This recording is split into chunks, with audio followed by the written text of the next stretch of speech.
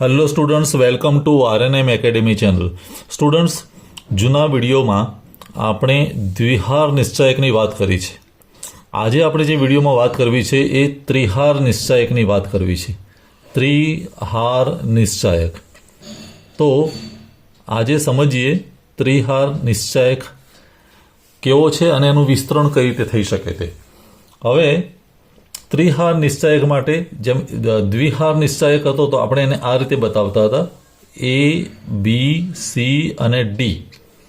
આ દ્વિહાર નિશ્ચાયક હતો. D is equal to A B C D. ટૂંકમાં ત્યાં બે હાર હતી અને બે સ્તંભ હતા, બે પંક્તિઓ અને બે સ્તંભ હતા. ત્રિહારમાં હાર 3 હશે અને 3 સ્તંભ હશે. તો ત્રિહાર નિશ્ચાયકની જ્યારે વાત કરીએ ત્યારે હું અહીંયા લખી દઉં, ડી ઇઝ ઇક્વલ ટુ આ પ્રકારે આપણે ત્રિહાર નિશ્ચાયક બતાવીએ છીએ.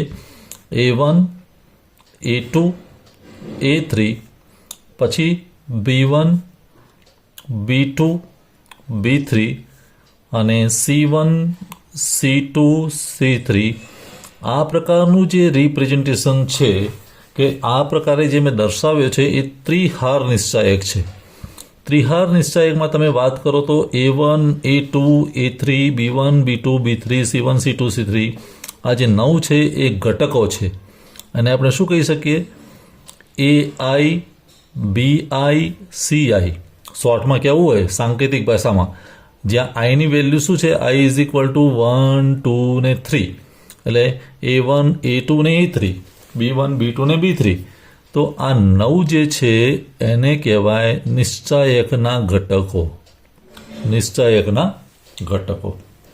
હવે પહેલી જે લાઈન છે A1 A2 ને A3 એને આપણે કહીએ છીએ પ્રથમ હાર. પ્રથમ હાર. એવી રીતે B1 B2 ને B3 ની જે લાઈન છે એને કહીએ છીએ દ્વિતીય હાર. દ્વિતીય હાર.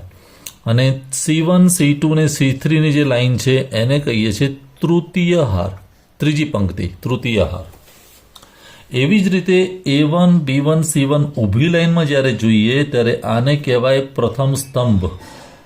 પ્રથમ સ્તંભ. અને એવી રીતે A2 B2 C2 આ દ્વિતીય સ્તંભ.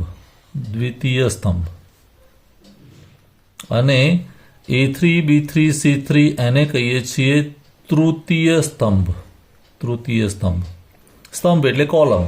તો ઊભી લાઈનને આપણે સ્તંભ કહીશું ને આડી લાઈન જે છે એને હાર કહીશું. સાથે સાથે અહીંયા પણ વિકર્ણ છે A1 A2 A1 B2 ને C3. આમ જે લાઈન બને એ અગ્ર વિકર્ણ અને આમ જે બને તે પ્રતિવિકર્ણ. તો અહીંયા પણ વિકર્ણ બને છે. તો એક્ઝેક્ટ એનું સ્વરૂપ દ્વિહાર નિશ્ચાયક જેવું છે. દ્વિહાર નિશ્ચાયકમાં 4 ઘટકો હતા, અહીંયા આપણી પાસે 9 ઘટકો છે.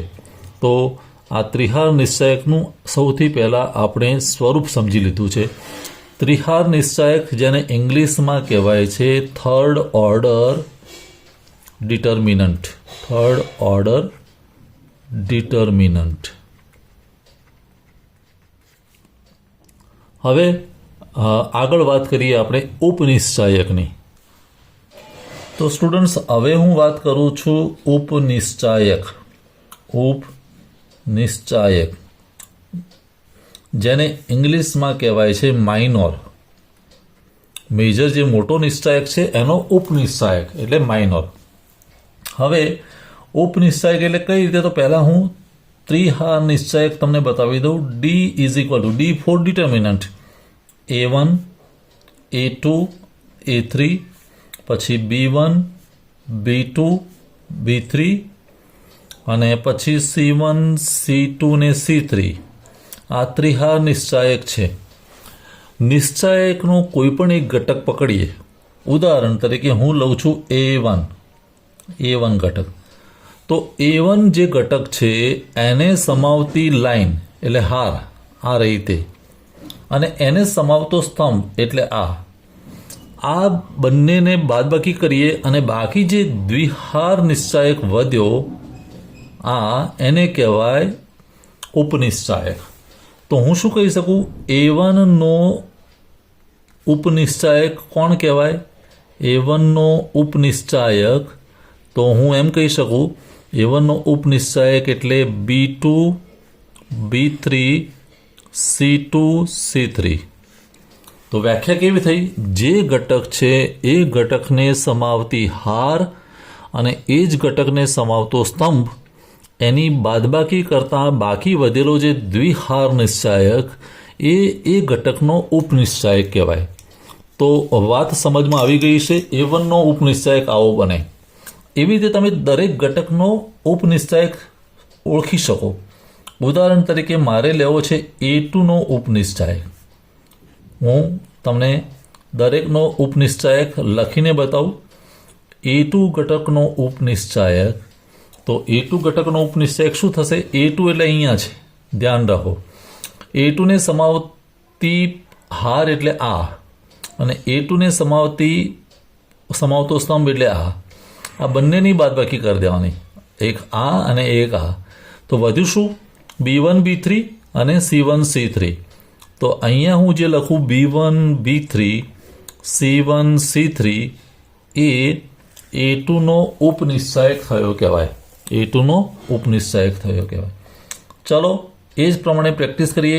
A3નો ઉપનિશ્ચાયક, A3 જે ઘટક છે એનો ઉપનિશ્ચાયક. તો હવે તમે સમજી શક્યા હશો કે એનો ઉપનિશ્ચાયક કયો મળે? A3. તો A3 વાળી હાર આ, A3નો સ્તંભ આ. તો બાકી શું વધ્યું? B1 B2 અને C1 C2. તો B1 B2 જ લખી દઉં, અહીંયા C1 C2 લખી દઉં, તો એ A3નો ઉપનિશ્ચાયક થયો કહેવાય. તે જ રીતે આપણે B1 B2 B3 દરેકનો ઉપનિશ્ચાયક શોધી શકીએ. આગળ લઈએ B1નો ઉપનિશ્ચાયક. તો B1નો ઉપનિશ્ચાયક શું થશે? B1નો ઉપનિશ્ચાયક એટલે B1 વાળી પંક્તિ એટલે હાર અને B1 વાળો સ્તંભ. હું અહીંયા આંગળી મૂકી દઉં B1, આ સ્તંભ અને B1ની પંક્તિ એટલે આ. તો વધ્યું શું? A2 A3 અને C2 C3. તો અહીંયા A2 A3 C2 C3 એ એનો ઉપનિશ્ચાયક થયો કહેવાય.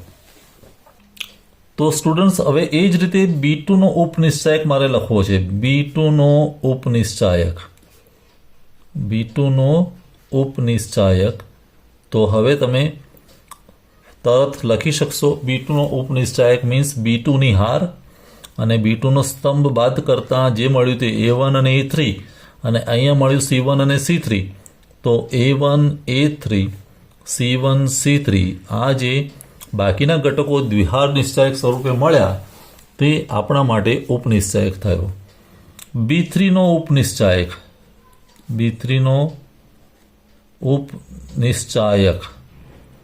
તો તમે વિચારી દીધું હશે.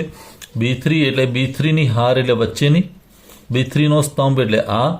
તો વધ્યું શું? A1 A2 અને C1 C2.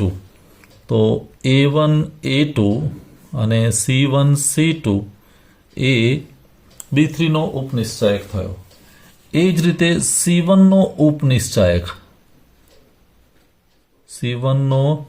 ઉપનિશ્ચાયક is equal two C1 એટલે નીચેની હાર, C1 એટલે આ સ્તંભ.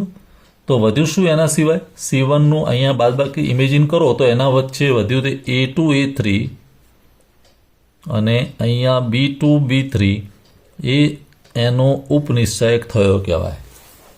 એવી જ રીતે C2નો ઉપનિશ્ચાયક. હું દરેકનો ઉપનિશ્ચાયક શોધીને બતાવું છું જેથી તમને ક્યાંય તકલીફ ના પડે. C2નો ઉપનિશ્ચાયક. તો C2ને સમાવતી હાર એટલે આ, C2ને સમાવતો સ્તંભ એટલે વચ્ચેનો. તો રહ્યું શું? A1 A3 અને B1 B3. તો A1 A3 અને અહીંયા B1 B3 આ જે થયો તે ઉપનિશ્ચાયક થયો. અને છેલ્લે C3નો ઉપનિશ્ચાયક